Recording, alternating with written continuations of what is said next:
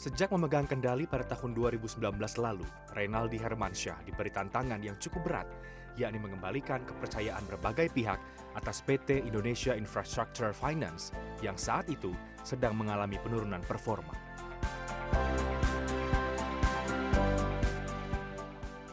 Dan hanya dalam waktu 2 tahun, ia berhasil mengembalikan kepercayaan para stakeholders dan membuat sejumlah terobosan hingga IIF dapat melaju lebih jauh.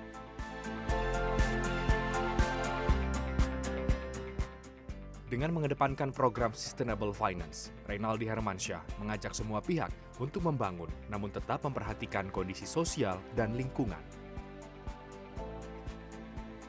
Ia pun memiliki misi membawa IIF siap untuk menghadapi transisi menuju energi terbarukan pada tahun 2050 nanti.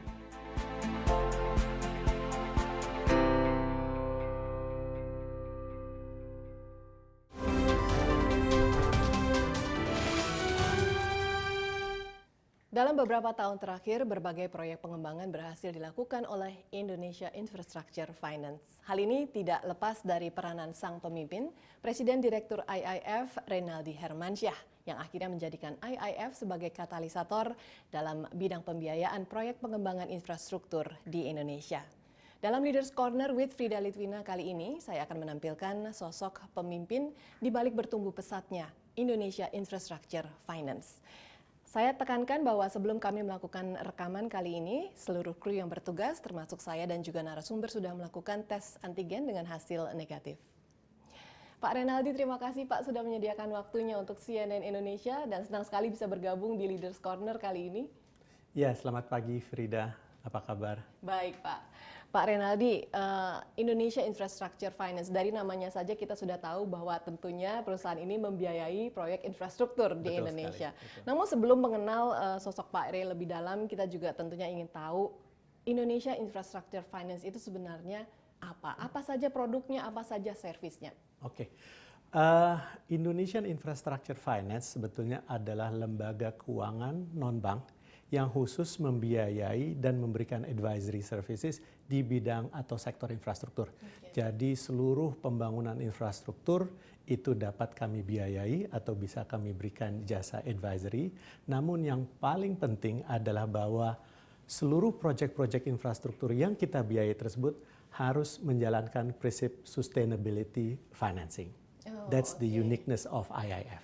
Oke, jadi kalau saya garis bawahi tadi produknya tidak hanya membiayai tapi juga memberikan konsultasi atau advisory ya Pak ya terhadap proyek-proyek infrastruktur. Betul. Dan ini kan bukan lembaga non-bank, jadi siapa yang melakukan pengawasan terhadap perusahaan IIF ini Pak? Kami berada di bawah pengawasan atau naungan dari OJK. Oke, sektor infrastruktur mana saja Pak yang menjadi fokus dari IIF Pak selama ini? Oke, jadi seluruh sektor infrastruktur sampai saat ini sudah dibiayai oleh IIF. 5 besar sektor kami itu adalah energy, toll road, oil and gas, telecommunication, dan water supply. Jadi di luar daripada itu juga banyak sektor-sektor yang kita biayai, tapi about 70-75% are in that sectors. Oke, mungkin lebih jelas ke sejarahnya IIF sendiri nih Pak ya. Dari kapan IIF sudah mulai berdiri dan mulai memberikan pembiayaan dan juga advisory terhadap perusahaan infrastruktur? IIF didirikan pada tahun 2010. Proyek pertama kali kami pada tahun 2012 di mana kami membiayai pembangunan tol Cikampek Palimanan. That is our first project, dan kalau nggak salah proyek itu juga merupakan proyek pertama PPP, Public Private Partnership, untuk sektor swasta, di mana sektor swasta yang partisipasi. Gitu. Dari tahun 2010 berarti ya? Jadi kami berdiri 2010, proyek pertama kami 2012, sampai dengan sekarang kami sudah kurang lebih sekitar 11 tahun berdiri. 11 tahun berdiri, sudah berapa proyek yang didanai Pak? Ya, kami saat ini ada sekitar hampir 50 proyek yang sudah kami biayai. Ongoing atau sudah komplit tuh Pak? A majority of it is still ongoing, karena sebagaimana kita ketahui infrastruktur itu kan proyek jangka panjang. Jadi pinjaman-pinjaman kami itu tenornya sekitar 10, 15 dan terpanjang adalah 18 tahun. Oke, nah dana kelolaan atau dana yang disalurkan kepada proyek-proyek tersebut asalnya dari mana, Pak? Oke, jadi sebagaimana tadi Frida sampaikan, kami ini adalah lembaga keuangan non-bank. Jadi kami non-deposit taking institution. Nah, sumber pendanaan kami itu ada dua, yaitu dari shareholders loan itu sendiri, dari pinjaman dari shareholders, ataupun kami dari pasar modal ataupun institusi-institusi keuangan lainnya. Oke. Itu sumber pendanaan kami. Oke, dan kalau boleh tahu berapa pundi-pundinya nih Pak? Berapa yang sudah berhasil? Kami kalau dari sisi size memang relatively tidak besar secara nominal ya. Total aset kami kurang lebih sekitar 14,5 triliun rupiah saat ini. Cuman bedanya yaitu rambahan yang kami lakukan itu uniqueness-nya di sana, yaitu sustainable financing tersebut. Financing. Kita akan coba gali lebih jauh Baik. sustainable financing, tapi masih ada yang saya mau tanyakan dulu nih Pak. Ya. Masih fokusnya di proyek-proyek yang didanai oleh IIF. Bagaimana Anda memilih proyek-proyek tersebut? Apakah dilihat dari siapa yang melakukan proyeknya atau keuntungannya apa begitu? Apa sih yang menjadi fokus? Ya, menarik. Jadi pertama yang pasti bahwa proyek yang kita biayai harus di sektor infrastruktur. Jadi kalau umpamanya pabrik roti itu Ya, nggak mungkin ya. kita at least saat ini kami tidak Belum, mungkin ya. karena itu it is not infrastructure. Oke. Kedua, kita lihat peran daripada proyek itu untuk akselerasi pembangunan infrastruktur di Indonesia. Apa kontribusinya apa? Apakah itu mini hidro dalam arti untuk meningkatkan pengembangan tenaga listrik yang dari renewable energies. Nah, dari situ kemudian kita lihat juga, of course sebagai suatu lembaga keuangan kita melihat financial feasibility-nya, financial feasibility-nya. Nah, selain itu kita juga melihat peran mereka di sisi social and environmental. Jadi sedikit berbeda dengan lembaga pembiayaan yang lain, di mana biasanya apabila kita mau melihat suatu proyek, pertama kita lihat financial due diligence, kemudian kita lihat technical due diligence-nya, kemudian of course legal due diligence-nya, dan yang paling penting dari kita atau bagian daripada yang kita lihat juga adalah social and environmental due diligence. Bahwa proyek-proyek yang dibangun ini apakah mengacu kepada prinsip-prinsip yang IIF anut, yaitu kita punya ada 8 social and environmental policy safeguard, di mana prinsip-prinsip itu juga menganut prinsip yang international based gitu. Oke. Nah, kalau dari proyek-proyek tersebut Pak, adakah yang shareholdernya asing begitu ataukah semuanya proyek lokal nasional? Jadi pertama proyek-proyek itu harus berada di Indonesia. Harus di Indonesia. Karena memang kita salah satu mandat kita adalah untuk mempercepat pembangunan infrastruktur khususnya di sektor swasta. Nah, jadi shareholdersnya itu beragam. Ada yang pure swasta nasional, ada yang joint venture dengan asing, atau ada juga yang majority asing gitu. Nah, selama ini lokasi dari proyek-proyek tersebut apakah tersebar atau terpusat di Jawa atau ada di pelosok-pelosok juga, Pak? Kalau dari sisi jumlah proyek, hampir di seluruh pulau di Indonesia itu kita ada, ya. Namun memang sebagian besar saat ini ada di Pulau Jawa, tetapi yang nomor 2 kalau nggak salah ada di Pulau Sulawesi, Sumatera, Kalimantan, bahkan kita juga di Irian Barat juga kita ada proyek di sana. Oke. Nah, kalau kita sebut proyek strategis nasional nih Pak, bagaimana peranan Indonesia Infrastructure Finance di sana? Ya, kita juga sangat beruntung bahwa kita banyak berkontribusi kepada proyek-proyek yang dikategorikan proyek strategis nasional, khususnya proyek-proyek di jalan tol maupun proyek air minum, khususnya yang di Jawa Timur. Oke, Ya. oke. Nah, itu kan tadi pembiayaan, pengembangan infrastruktur. Bagaimana dengan advisory-nya, Pak? Dari sisi advisory, bagaimana peranan yang sudah dilakukan oleh IIF selama ini? Jadi still dalam konteks infrastruktur, advisory unit kami itu bisa berperan di dua sisi. Satu, membantu dari sisi pemerintah untuk menyiapkan proyek-proyek yang nantinya akan menjadi KBPU, atau itu adalah bahasa Indonesianya dari Public Private Partnership project. Lalu kita juga bisa dari sisi swastanya yang ingin ikut partisipasi dalam proyek-proyek KBPU itu. Apa saja yang harus dilihatin, feasibility projectnya seperti apa, dan juga strategi pendanaannya seperti apa. Itulah sedikit banyak aktivitas advisory unit kami.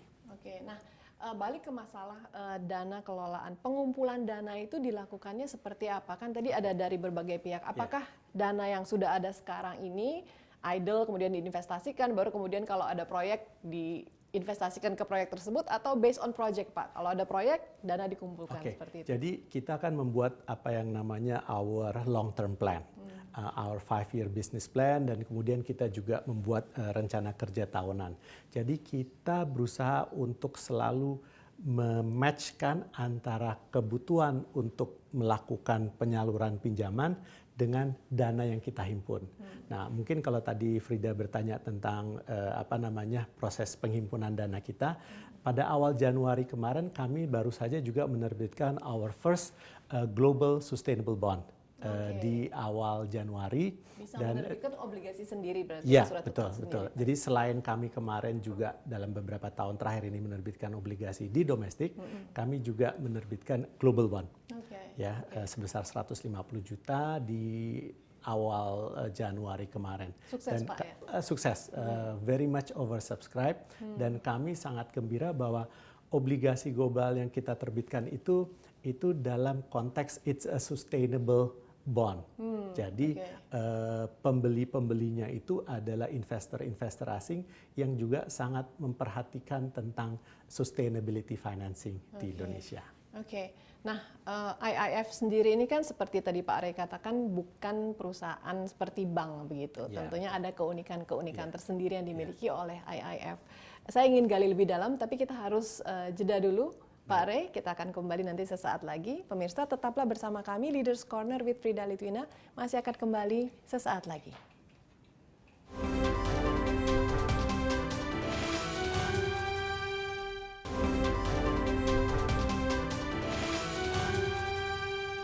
Terima kasih Anda masih bersama kami di Leaders Corner with Frida Litwina, dan masih bersama saya Presiden Direktur Indonesia Infrastructure Finance, Renaldi Hermansyah.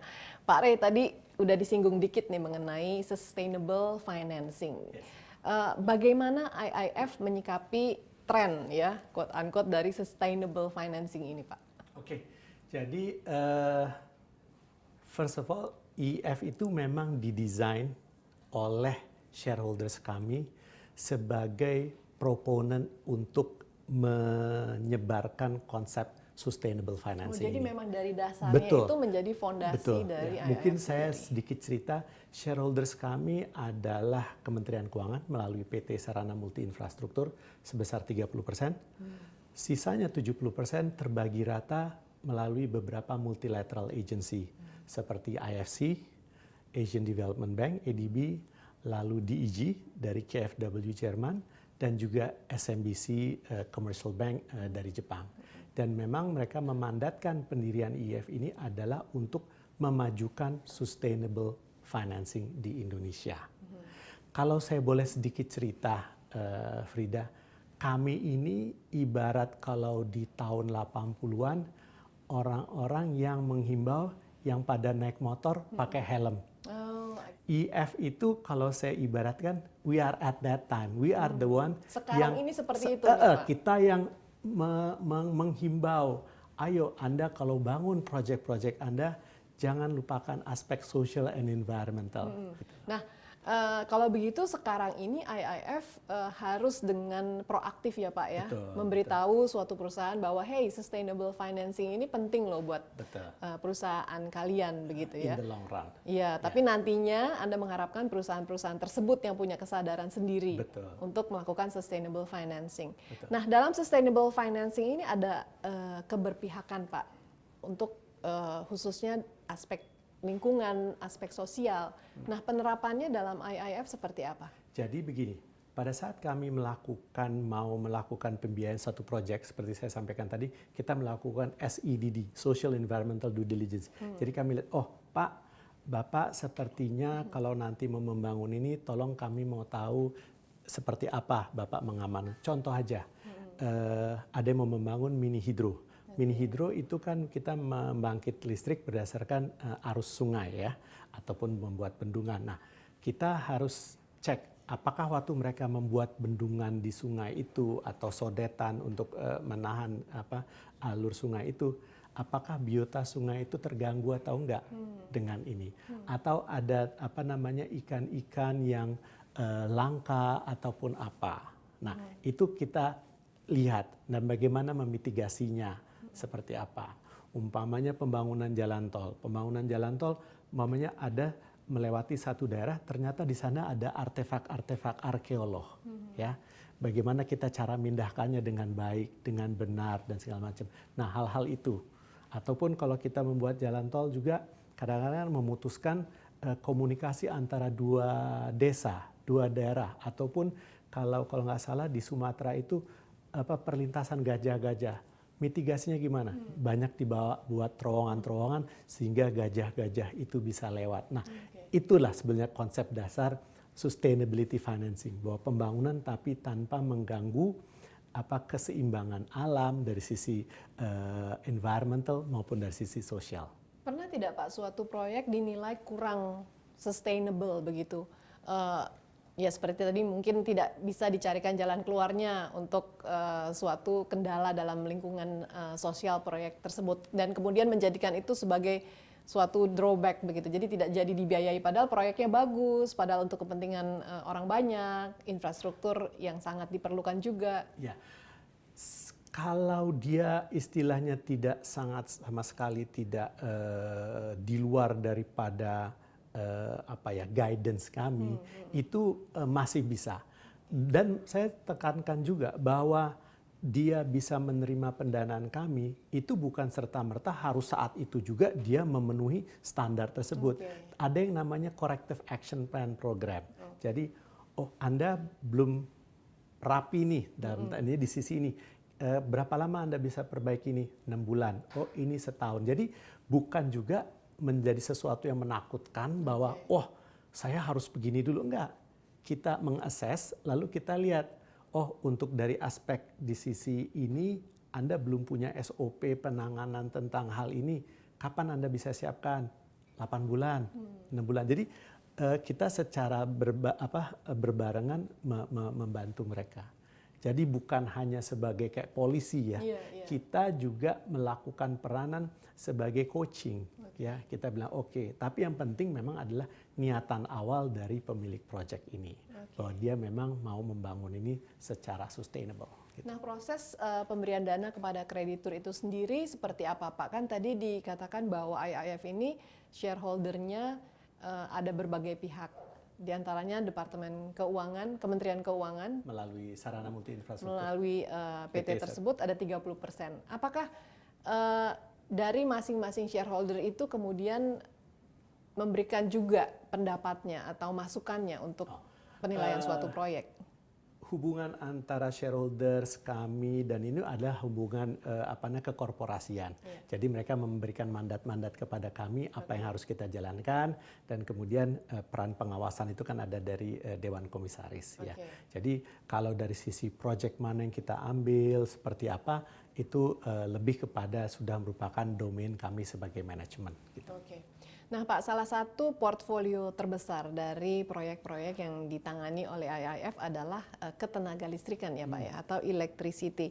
Bagaimana keberpihakan dari Indonesia Infrastructure Finance ini terhadap yang lagi populer nih Pak, renewable energy? Ya, itu pertanyaan yang bagus sekali Frida. Jadi betul, energi atau listrik merupakan 5 besar daripada sektor yang kita biayai. Nah, dari kelistrikan tersebut 86% merupakan proyek-proyek yang renewable energies. Jadi dari 100% proyek energi tersebut 86% berdasar ada di renewables dan itu relatif tersebar rata. Jadi kami punya exposure membiayai pembangkit listrik tenaga mini hidro. Kami punya pengalaman membiayai proyek pembangkit listrik tenaga surya. Kami punya pengalaman dan saat ini sedang berlangsung membangkit listrik tenaga angin, wind farm. Ya, Kemudian kami juga telah membiayai proyek pembangkit listrik tenaga biomass. Ya, jadi sisa daripada kelapa sawit dan segala macam itu bisa menghasilkan energi. So, boleh saya katakan meskipun dengan skala yang relatif kecil, tetapi seluruh spektrum daripada renewable energies itu sudah kita tangani. Oke, sudah jelas sekali ya keberpihakannya ini 85% dari Ya, proyek sekitar 85, ketenaga 80%, listrikan itu semua renewable Betul. energy. Bisa diceritakan Pak lebih lanjut mengenai tadi ada disebutkan yang sumbernya dari angin. Itu kalau nggak salah proyek yang di Sulawesi ya Pak ya? Betul, itu di Sidrap, Sulawesi, dan kami sangat berbahagia sekali bahwa pada saat itu proyek itu diresmikan oleh Presiden kita, Pak Jokowi pada saat itu, dan social environmental policy yang mencakup daripada wind farm itu menarik sekali. Kita bahkan sampai mengukur. Kita kan tahu kan kalau pembangkit listrik tenaga angin itu ada kitirannya itu kincirnya itu yang besar ya kan, yang besar sekali. Kita sampai mengukur dampak daripada pengaruh bayangan ke rumah-rumah sekitar situ. Karena kan jadi gelap terang gelap. Pusing juga Pak ya kalau flicker gitu ya. Konsisten kita sampai itu. mengukur tuh dampak kepada masyarakat sekitar itu seperti apa. Cukup menarik ya Pak ya. ya. Jadi dari itulah pengembangan aspek social environmentalnya itu. Oke. Nah, tema dari energi terbarukan ini memang sejalan dengan filosofi dari IIF, dan kita juga tahu bahwa ada target transisi energi di tahun masih lama sih 2050 Pak ya, tapi walaupun masih lama sepertinya ini sudah sangat diperhatikan oleh perusahaan-perusahaan. Seperti apa pengembangan yang dilakukan oleh IIF dalam rangka mencapai target transisi energi 2050 ini, Pak? Ya, jadi kami sih sangat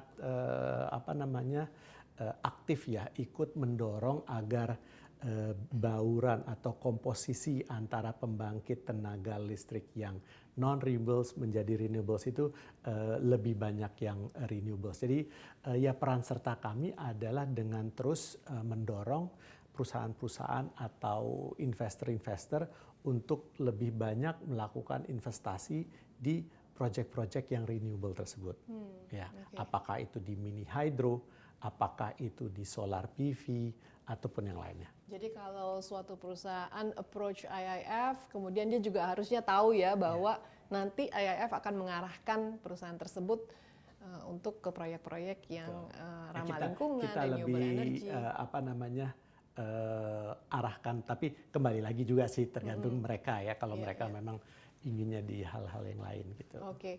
Nah Pak, proyek-proyek pembiayaan yang sudah berjalan selama ini sudah berlangsung, tapi tentunya ada juga dong terobosan-terobosan pembiayaan, skema-skema yang alternatif begitu, yang lebih kreatif.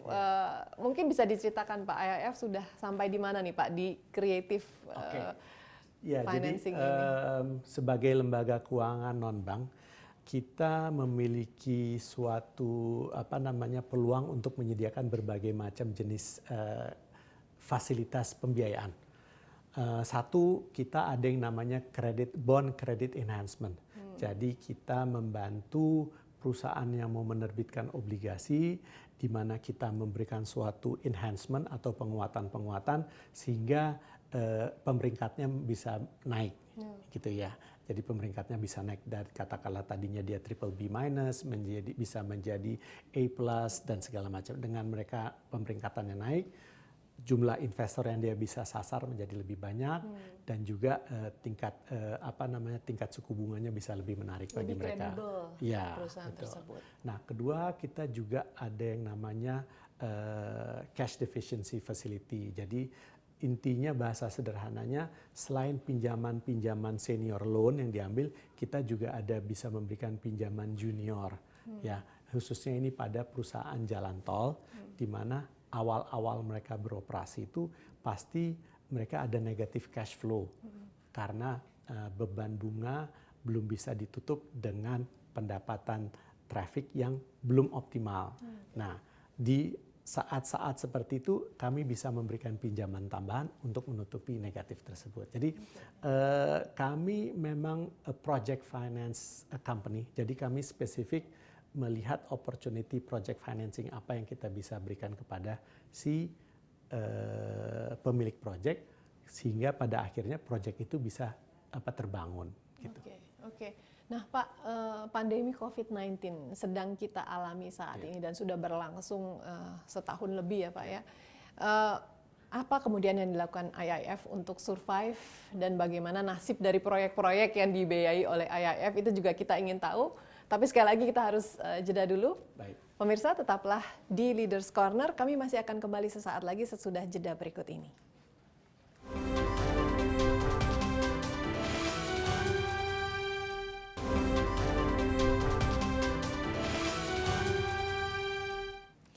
Senang sekali Anda masih bersama kami di Leaders Corner with Frida Litwina dan masih bersama saya Presiden Direktur Indonesia Infrastructure Finance Reynaldi Hermansyah.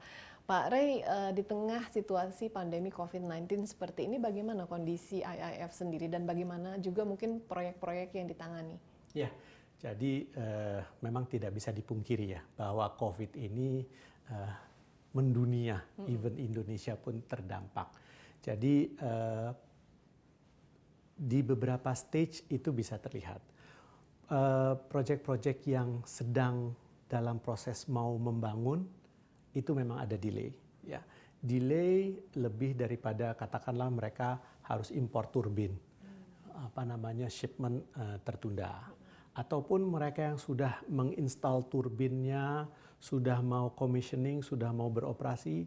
Tenaga-tenaga ahli, expert yang dari luar negeri yang untuk mengcommissioning belum bisa datang, tertunda, ataupun kalau datang harus karantina dan segala macam. Jadi penundaan itu terjadi. Cuman saya tekankan adalah bahwa proyek infrastruktur itu proyek jangka panjang. Jadi tidak langsung berhenti gitu ya, tetapi memang terjadi penundaan. Atau mereka yang baru saja mulai mau mempropose proyeknya ke kami, mereka hitung ulang. Nah, bagi kami itu juga ya ada unsur positifnya juga ya. Akhirnya kita lihat lagi bisnis modelnya seperti apa, likelihoodnya seperti apa. Jadi terdampak iya. Cuman memang ada sektor-sektor tertentu yang lebih berat, ada yang lebih ringan dampaknya, dan ada bahkan yang hampir tidak terasa sekali, seperti kayak telekomunikasi industri, iya. Itu mereka bahkan justru malah meningkat dengan kita work from home, wifi dan segala macam itu meningkat tinggi gitu loh. Jadi sektor mana yang paling menderita nih Pak di tengah pandemi seperti sekarang ini? Transportasi ya. Karena memang istilahnya kan sekarang bukannya kita tidak bisa mau pergi, tapi memang dengan pembatasan-pembatasan yang dengan maksud yang baik ya, itu akhirnya jumlah traffic berkurang dan segala macam. Tapi kita udah lihat belakangan ada semacam kayak rebound lagi, tapi ya kita nggak tahu nih itu seperti apa. Nah, selama masa pandemi ini sejak awal tahun lalu ya Pak ya, apakah ada proyek baru yang dibiayai atau diberikan jasa advisory selama masa pandemi? Ada. Jadi makanya saya katakan bahwa istilahnya pipeline project yang ada di kami itu tetap ada. Jadi kayak dalam 6 bulan ini kami menandatanganin 5 project. Ya, 5 project, apakah itu di telecommunication, di data center, lalu kami juga menandain project di oil and gas, ya, untuk memanfaatkan flare gas tersebut, lalu 2 di sektor energi. Gitu, ya. Oke. Jadi keinginan pemerintah untuk meningkatkan infrastruktur di Indonesia selama masa pandemi ini masih terus berjalan dan masih sangat memungkinkan, Pak? Masih berjalan. Mungkin seperti yang saya sampaikan tadi, pace-nya, langkahnya mungkin relatif lebih lamban dari sebelum COVID, tetapi langkah itu tetap ada. Pembangunan itu tetap terjadi. Oke. Nah, tadi Pak Ira sudah mention bahwa yang tidak terpengaruh begitu ya, sedikit pengaruhnya mungkin sektor telekomunikasi. Yang paling berat mungkin sektor transportasi. Nah, in between nih Pak, apa yang harus mereka lakukan ini sektor-sektor ini? Sektor-sektor yang in between itu ya mereka ya seperti kalau kayak di renewables ya.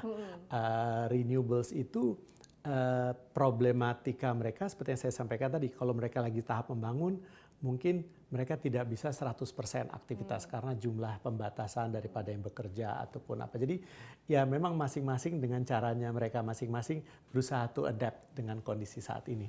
Oke. Gitu loh. Nah, Pak Ray sebagai seorang presiden direktur tentunya adalah nahkoda dari kapal IIF ini, Pak. Ya.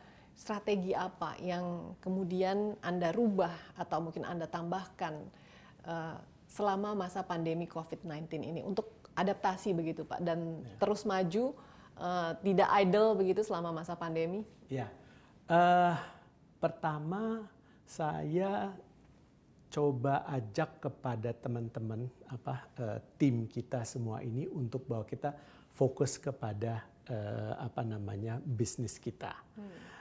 Tetapi kan kalau saya boleh katakan waktu awal 2020 kita semua nggak ada punya bayangan kan ini seperti apa. Jadi berapa lama ini akan iya, berlangsung betul. juga masih tidak ada yang tahu ya, Pak? Awal-awal 2020 tuh it's very nggak sangat tidak ada kejelasan ya. Jadi memang kita stay fokus on apa yang kita kerjakan. Mari kita kerjakan langkah demi satu langkah gitu ya dengan objektivitas yang jelas.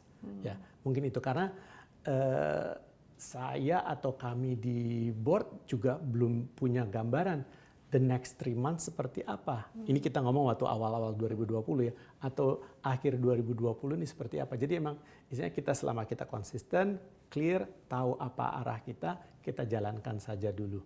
Dan ya istilah saya let's cross the bridge when we get there gitu loh. Jadi kalau emang ada permasalahan ya kita cari solusinya seperti apa. Kita jangan overthink juga gitu loh, apa-apa belum ini gitu loh. Mungkin that's one of the strategies lah. Nah, Pak Ari tadi dikatakan ada 5 proyek ya, Pak, kalau tidak salah, yang signing bahkan selama masa pandemi. Itu semua dilakukan selama karyawan work from home ya, Pak ya? Iya, jadi kami sudah hampir lebih 1 tahun kita 100% WFH. 100% WFH. Kami punya tim yang mengevaluasi kondisi untuk memberikan advice bahwa apakah kita partial WFH 50-50 shift atau kita kembali 100% WFH ataupun kalau memang nanti kondisi memang sudah memungkinkan ya 100% lagi work from office. Padahal pemerintah masih mengizinkan untuk sekarang kalau tidak salah 25% ya, Pak ya WFH. Ya kami kebijakan kami either 50-50 atau kita 100%. Jadi 100%. dan satu hal yang paling penting adalah bahwa selama hampir 2020 hampir 9 bulan kami itu 100% WFH, operasional perusahaan bisa berjalan dengan baik. Jadi komunikasi IT sistem kita sangat berterima kasih bahwa berjalan dengan baik lah proses pembiayaan dan segala macam. Kemudian berlanjut sampai 2021 ya, Pak ya, tetap 100% WFH. Nah, untuk taping kali ini karyawan terpaksa masuk nih, Pak ya, 1 hari. Ya. Baik. Kami baru saja 2 minggu yang lalu secara parameter kami adalah partial WFH. Jadi at least 2 atau kalau saya lupa 2 minggu pas 1 bulan yang lalu tuh kita ini, tapi kan kondisi ini akhirnya kita mulai baru minggu ini saja. Oke, menarik sekali, Pak. Saya mau gali lebih dalam lagi mengenai strategi-strategi ke depan yang dimiliki oleh Pak Ray nih untuk menahkodai IIF. Tapi kita harus jeda dulu, Pak ya. Baik. Pemirsa, Leaders Corner masih akan kembali sesaat lagi. Tetaplah bersama kami.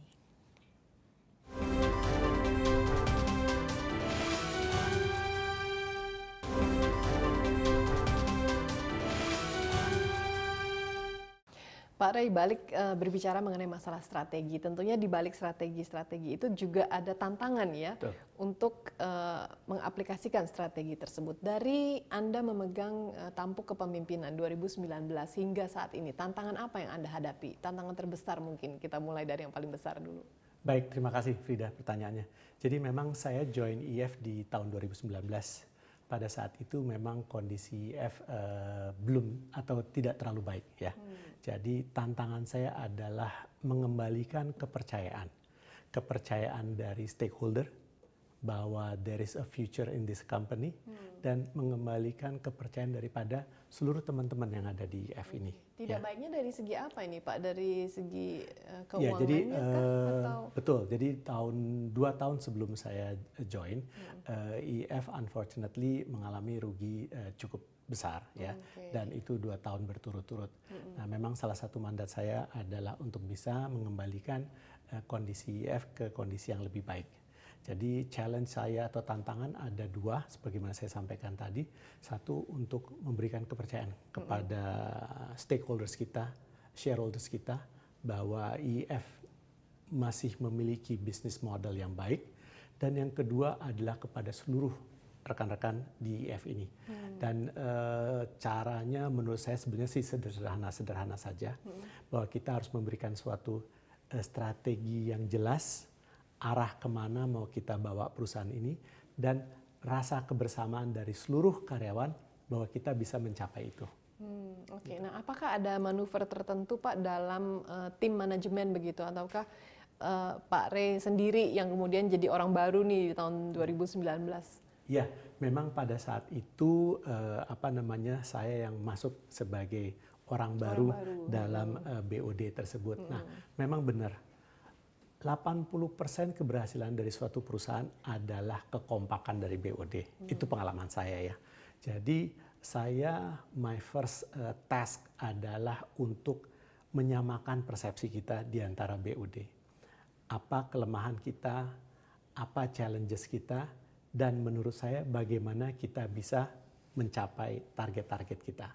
Dan setelah seluruh BOD kita brainstorming, diskusi, dan memutuskan oke, kita sepakat ya langkah ini yang kita jalani. Nah, saya rasa kemudian itu akan menyebar luas kepada seluruh karyawan bahwa kita punya rencana seperti ini, strategi seperti ini, langkah-langkah ini akan kita lakukan, dan kebersamaan itu penting sekali. Penyamaan visi penting sekali, atau bahasa kerennya sekarang buy-in dari seluruh pihak itu ada. Nah, alhamdulillah kita bisa turn around pada tahun 2019 dan 2020 kemarin ini. Oke. Nah, Pak, 2019 Bapak join IIF, kemudian 2020 COVID-19. Join seluruh dunia ini. Itu menjadi suatu goncangan tidak nih? Dari 2019 kan sudah capek-capek nih Pak disusun visi, misi, kemudian 2020 COVID-19. Iya, betul. It is a challenge lagi ya. 2019 seperti saya sampaikan tadi, kita alhamdulillah kita bisa turn around. 2020 kita dihadapi masalah ya, dan it's a global event gitu ya, seluruh dunia menghadapi. Jadi tetapi menurut saya kekompakan, rasa kebersamaan, dan memiliki tujuan yang sama ya, tahun 2020 kita bisa lewati dengan baik gitu ya. Jadi memang komunikasi adalah sesuatu yang sangat penting menurut saya untuk suatu organisasi agar dia bisa kompak dan maju ke depan. Oke, nah rapornya nih Pak, bagaimana setelah Pak Ray join 2 tahun, bagaimana perkembangan IIF sekarang di bawah kepemimpinan Pak Ray? Ya, jadi syukur alhamdulillah, dan juga ini berkat kerjasama semua, bukan hanya saya ataupun BOD saya, tapi seluruh organisasi di IIF ini. 2019 kita bisa turn around, 2020 pertumbuhan terlihat ada. Jadi di tengah pandemi pun kita masih bisa tumbuh, pertumbuhan aset 30% pada tahun 2020 kemarin, profit juga tumbuh dengan baik, beberapa margin utama membaik juga. 2021 kita lihat, karena ternyata kondisi COVID 2020 ini kan 2021 yang semula orang melihat bahwa akan mulai berkurang, sepertinya kan kita sudah hampir setengah tahun ini 2021 masih jauh dari berkurang ya, Pak ya, ataupun berkurangnya tidak yang kita harapkan. Ya kita lihatlah 2021 ini, tapi kita tetap berusaha untuk bisa maintain suatu pertumbuhan yang reasonable. Nah tadi Pak Ray sudah menjelaskan mengenai strategi, tapi lebih ke strategi in-house nih Pak, di dalamnya bagaimana Pak Ray menyamakan visi misi dan kemudian membuat kompak seluruh BOD untuk sama-sama berjuang ini di 2020-2021. Saya ingin tahu strategi keluarnya nih Pak, bagaimana Pak Ray memposisikan IIF di mata orang luar di dunia eksternal itu seperti apa? Ya, jadi pertama kita melihat bahwa lembaga pembiayaan itu khususnya lembaga keuangan itu kan banyak kan, bukan hanya kami. Saya melihat bahwa nilai tambah kami seperti yang mungkin tadi beberapa kali sudah saya katakan adalah knowledge kami, positioning kami di aspek social and environmental. Ya. Mungkin dulu dilihat bahwa SNI, istilah kami SNI ya, social environmental itu sesuatu yang malah jadi memberatkan, menakutkan, atau yang menjadi negative factor. Iya, iya. Seperti yang saya bilang. Push away factor ya betul. Pak ya. Tapi seperti yang saya bilang, saya melihat segala sesuatu tuh gelas setengah isi daripada setengah kosong. Saya lihat ini justru malah uniqueness-nya IIF. Bahwa kami menjadi proponen yang untuk pembangunan infrastruktur yang sustainable. Jadi kita menyiarkan lah ya, to spread the gospel on social environmental. Jadi kita ingin bahwa IIF iya lembaga keuangan khusus infrastruktur, tetapi dengan misi lebih dari sekedar membiayai pembangunan infrastruktur, tetapi pembangunan infrastruktur yang sustainable. Itu yang kita ingin orang melihat IIF dari sisi sana. Dan itu kita lakukan, kita sudah melakukan beberapa kali webinar juga, atau sosialisasi yang lain. Nah, Pak Rey, sekarang positioning sudah jelas, keluar ke dalam seperti apa. Tapi kan beberapa tahun ke depan, terlebih dengan adanya COVID-19, kita masih kurang jelas begitu. Nah, strategi Pak Rey untuk ke depannya nih seperti apa? Mungkin dalam 5 tahun ke depan, 10 tahun ke depan, mau dibawa kemana IIF? Ya, saya rasa IIF tidak akan menjadi suatu lembaga keuangan yang besar-besar seperti lembaga. Saya melihat IIF it's a boutique house. Kita size mungkin dari sisi angka ya, mungkin tidak akan mencapai seperti teman-teman di perbankan yang lain. Tetapi kita punya certain expertise. Ya, jadi kita punya keunikan khusus yang memang kita mengisi gap antara yang the conventional banking sama yang project finance financing yang unik. Kita mengisi rongga tersebut. Saya rasa itu menurut saya 5 tahun ke depan atau 10 tahun ke depan IIF di sana kita nggak akan berusaha untuk menjadi the largest asset lembaga keuangan non bank. Kita mau tidak mau, tapi uniqueness-nya kita. Jadi boutique fund. It's a boutique, gitu it's a boutique financing institution kalau bahasa kerennya. Gitu. Oke. Nah, Pak Rey sendiri sudah bercerita banyak mengenai strategi dari IIF ke depan, ke dalam, keluar. Tapi dari segi finansial nih, aset kelolaan kan sekarang ada kalau nggak salah belasan triliun. Kedepannya targetnya nih 5 tahun ke depan udah puluhan triliunan kah, Pak? Harusnya ya, pastilah. Saya rasa pertumbuhan eksponensial itu akan terjadi. Kita memiliki beberapa strategic corporate action, mungkin sementara ini saya belum bisa share sama Frida, tetapi jangan khawatir, kami punya beberapa strategic corporate action yang akan kita laksanakan, yang pada intinya memperkuat posisi IIF dalam konteks mampu menyediakan kemampuan project financing yang unik. Ya. Jadi itu. Jadi dari segi aset juga dari segi aset akan berkembang. Dari sisi manusianya, orang-orang yang capable of structuring deals yang kompleks, deals yang unik, itu yang diperkuat dari IIF. Fokusnya apakah masih di telekomunikasi, di pembangunan jalan? Apakah ada shift di fokusnya? Jadi gini, the basic infrastructure udah kita tangani, toll road, telecommunication, electricity, oil and gas, water treatment, transportation. Kita sekarang mulai bergerak yang namanya social infrastructure. Social infrastructure itu apa?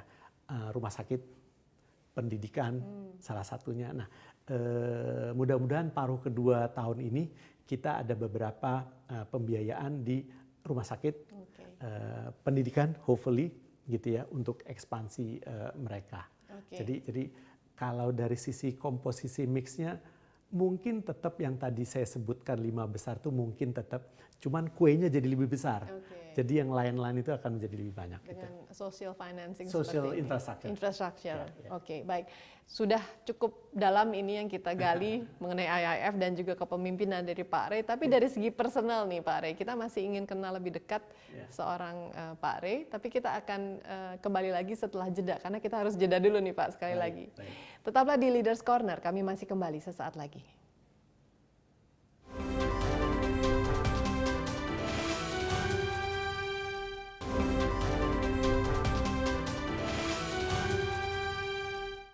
Terima kasih Anda masih bersama saya dan Renaldi Hermansyah, Presiden Direktur dari Indonesia Infrastructure Finance.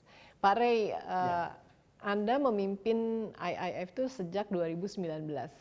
Sebelumnya pengalaman Anda mungkin yang membuat Anda berhasil menjadi seorang presdir di IIF itu? Oke, thank you Frida. Jadi sebenarnya latar belakang saya lebih di capital market. Jadi saya mengawali pekerjaan saya di industri pasar modal. Lalu exposure saya di infrastruktur ini adalah pada saat saya selama 10 tahun di manajemen di Jasa Marga. Jadi setelah itu baru kemudian setelah ini saya di IIF ini. Oke, pas ya jadinya ya pembiayaan untuk proyek-proyek infrastruktur di Indonesia. Pak Ray punya pendidikan sendiri latar belakangnya nih mungkin. Oke, latar belakang saya I'm an engineer. Ya, engineer ya. Saya electrical engineer. Tapi justru di capital market. Iya. Oke. Jadi ada sedikit joke ya. Jadi teman-teman saya mengatakan bahwa di fakultas saya itu ternyata ada 3 jurusan. Kalau zaman dulu kan istilahnya arus kuat, arus lemah. Saya ambil arus kas. Arus kas. Cash flow. Pak, udah benar sih Pak. Oke. Orang yang membuat Pak Ray menjadi seperti saat ini, siapa yang menurut Anda paling berperan besar dalam kehidupan Anda? Oke, that is a very complicated questions. Ya, tapi bukan minimum ya. Yang pasti peran kedua orang tua ya, ayah dan ibu saya, sehingga saya bisa seperti saat ini. Namun saya suka sekali membaca biografi, autobiografi dari orang-orang yang berhasil ya di bidangnya, apakah di keuangan, apakah di sektor infrastruktur, ataupun dia sebagai seorang manusia. Gitu. Nah, siapa panutan Anda di bidang keuangan nih? Banyak sekali, banyak sekali, Frit. Jadi saya mengambil kombinasi dari masing-masing itu. Oke. Nah, prinsip apa yang selama ini Anda pegang dalam melakukan semua tindakan baik itu untuk di perusahaan, untuk kehidupan sehari-hari Anda? Ya, saya rasa bagi masing-masing punya cara sendiri-sendiri ya. Jadi saya nggak mengatakan bahwa cara saya ini adalah yang terbaik atau ini. Tapi kalau bagi saya, salah satu yang terpenting bagi saya adalah 2 hal, yaitu mendengar. Ya, kita mendengar apa yang mereka sampaikan. Ya, kedua adalah kita bisa berkomunikasi dengan baik. Ya.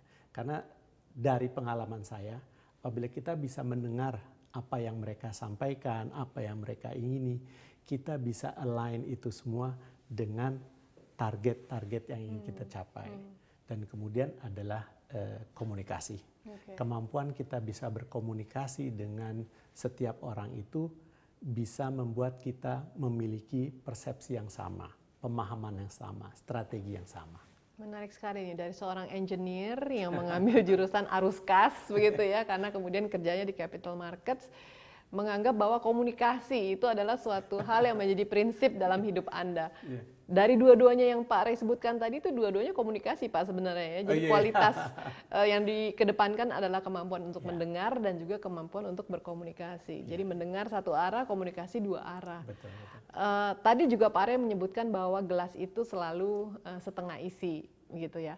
Nah, yang mengajarkan Anda hal-hal tersebut, pengalaman apa di hidup Anda yang kemudian membuat prinsip-prinsip tersebut nempel gitu Pak? Ya, soalnya kadang-kadang kalau menurut saya ya, kalau kita melihat sesuatu hanya dari sisi yang negatifnya aja, solusi itu nggak akan keluar.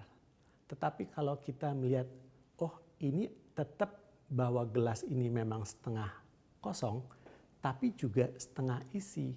Bagaimana katakanlah kita untuk membuat gelas ini penuh gitu loh.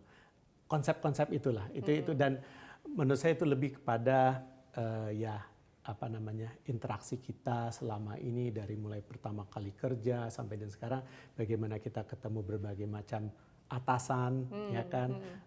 Karena pasti saya seperti ini bukannya langsung nemplok jadi posisi ini kan. Kita merangkak dari bawah dengan segala macam. Nah, kita ambil yang sisi positifnya semua dari mereka-mereka itu. Nah, bicara soal atasan, siapa bos Anda sekarang nih, Pak? Bos saya adalah pemegang saham saya. Pemegang saham ya. Banyak teman-teman yang mengatakan bahwa wah harus laporan dulu nih sama bos. Yang dimaksud adalah istri begitu ya.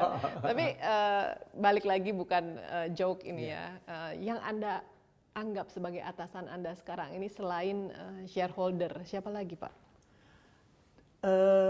Atasan dalam artian yang orang yang harus Anda jaga komunikasi dengan beliau secara baik, kemudian juga Anda harus berusaha untuk membuktikan dirilah kepada sang atasan tersebut. Atasan saya adalah keluarga saya, ya. Jadi tidak harus hanya istri saya saja, tapi anak saya anggap itu adalah atasan saya, ya. Karena bagi saya tanpa mendapatkan suatu rasa nyaman dari keluarga kita akan selalu gelisah mungkin ya, tidak tenang mau kerja juga, tidak confident aja gitu loh, bahwa we have the full backing of the family. Itu menurut saya sesuatu yang penting juga. Support dari keluarga sangat penting. Nah, Pak Ray, di saat sekarang ini kan WFH nih Pak, bagaimana Anda melakukan balance antara keluarga, pekerjaan, kan sekarang kerjanya di rumah nih, seperti apa jadinya sekarang ini? Dengan saya rasa hampir merubah tata cara hidup ya dalam konteks semua orang.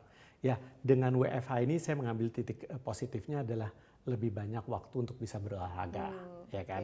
Kita bisa berolahraga pagi jam 6, jam 7 udah kembali, jam 8, 8.30 udah bisa Zoom call atau video call yang lainnya. Jadi kita memanfaatkan waktu itu untuk lebih banyak bisa berolahraga lah. Olahraganya apa nih? Olahraganya macam-macam ya. Kalau dulu saya suka tenis. Dulu awalnya saya penggemar tenis. Belakangan di zaman pekerjaan itu kita golf. Nah sekarang belakangan lagi suka sepedaan juga.